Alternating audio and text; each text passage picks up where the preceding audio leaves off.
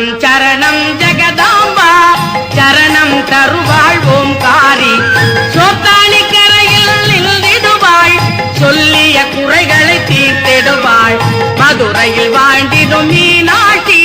மனக்குறையெல்லாம் தீர்த்திடுவாள்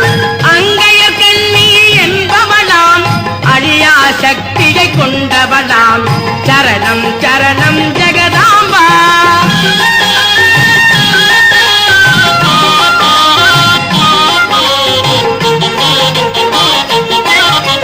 நெல்லையிலே அவள் காந்திமதி தில்லையிலே அவள் சிவகாமி காஞ்சியில் வாழ்ந்திடும் காமாட்சி காசியில் வாழும் விசாலாட்சி திருக்கடையூர்